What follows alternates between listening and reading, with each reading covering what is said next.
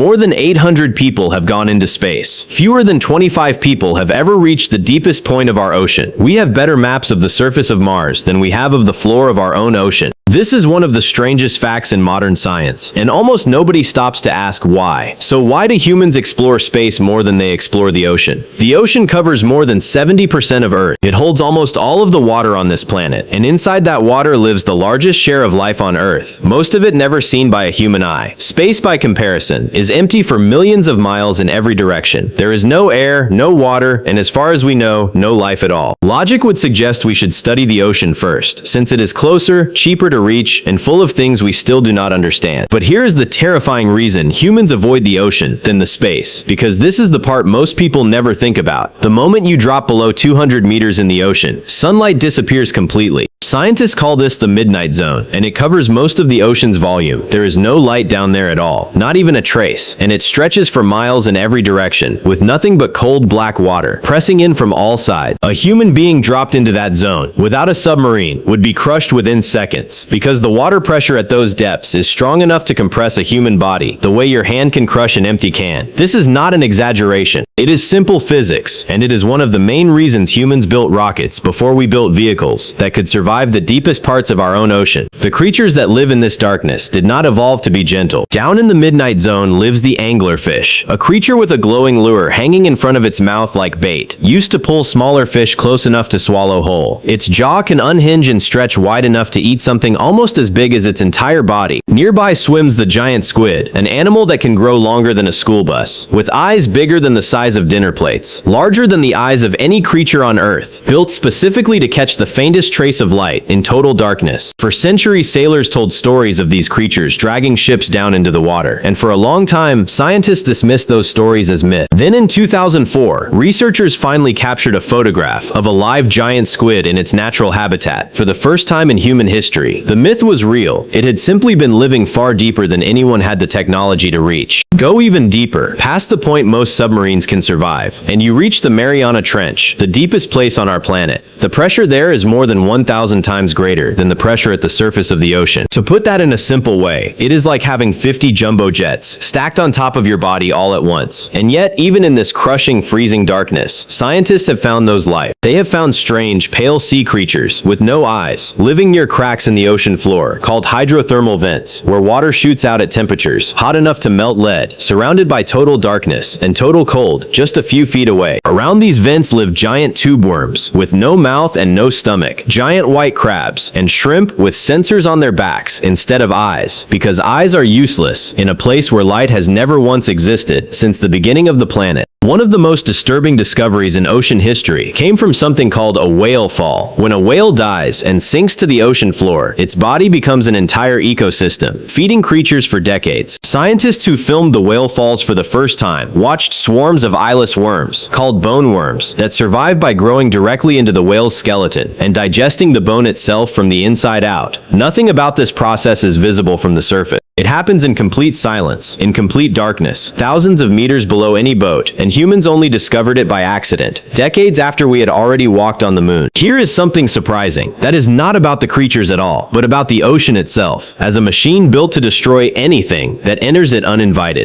In 2023, the world watched in horrifying moment as a small submersible called Titan, carrying 5 people toward the wreck of the Titanic, lost contact with the surface. For days, the world hoped for a rescue. Then it was confirmed that the vessel had suffered what scientists call a catastrophic implosion, meaning the crushing pressure of the deep ocean had collapsed the vehicle in a fraction of a second, faster than the human brain can even register pain. It was a brutal modern reminder that even with all of our engineering, all of our satellites, and all of our advanced technology, the ocean can still kill human beings faster than almost anything else on Earth. Meanwhile, astronauts have been living safely aboard the International Space Station for more than 20 years, without a single fatality in orbit. Space, for all its emptiness, has proven statistically safer for humans than the deepest parts of our own ocean. Our ancestors evolved on the surface of the earth, under open sky, where danger could be seen coming from a distance. A human being can spot a predator moving across a grassy plain land from hundreds of meters away and still have time to run. This is written into our biology. Our eyes are built for light, for horizons, and for open space stretching out in front of us. The ocean removes every single one of those advantages. The moment you go below the first few meters, you are gone. There is no horizon. There is no long view anymore. There is only whatever is directly in front of your face, and you can't even see your bare hands, even if you take them closer to your face. Divers often describe it as a constant low background fear, that something is behind, watching them, even when there is nothing. Scientists called it the fear of the unseen, and it is one of the oldest, most deeply wired fears in the human brain. The danger in space is lesser compared to that of the ocean. All the lack of air, lack of pressure, and all the extreme temperature can be shielded once you're inside the spacecraft. The danger in the ocean is not in the same way. The danger swims closer, without making a sound, and by the time you notice it, it may already be too late to react. This is why so many people who are otherwise brave will happily fly in an airplane or ride a roller coaster than to swim in open water at night. It is not the water itself that frightens them. It is not knowing what is underneath the water while they float on top of it. This fear has been reinforced for generations through stories, longer before movies or television ever existed. Ancient sailors told stories of sea monsters, called krakens, a giant creature said to be large enough to pull an entire ship beneath the ocean waves. For hundreds of years, mapmakers would draw sea monsters directly onto the edges of ocean maps, in places their ships had not yet explored, with the words, "Here be dragons," written next to the drawings. This was not just decoration. It was a genuine warning, based on real reports from real sailors who had seen things in the water they could not explain, or could not survive long enough to explain it clearly to anyone else. Modern science has since confirmed that some of those old sea monster stories were based on real animals, such as giant squid and oarfish, an enormous silver fish that can grow longer than 15 meters and are rarely seen alive because they usually only rise to the surface when they are dying. For centuries, a dying oarfish washing ashore was considered a sign of disaster, an omen that something terrible was coming. In parts of Japan, oarfish are still called messengers from the sea god's palace, and sightings of them are still treated as a warning today.